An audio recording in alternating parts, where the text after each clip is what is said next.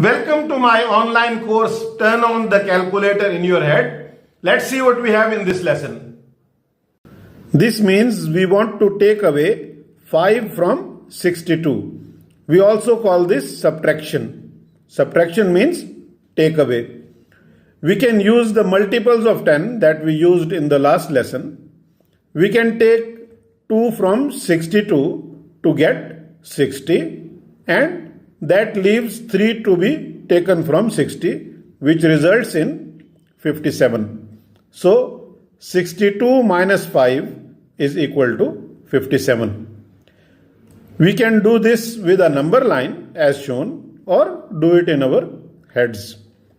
Now, we can always check a subtraction by adding the number, this one, we took away, to our answer.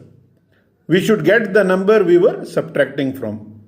So, for example, 62 minus 5 is equal to 57. To check this, we find 5 plus 57. And we can see that the result is 62. Now, that is the number that we were subtracting from. So, 57 is correct answer.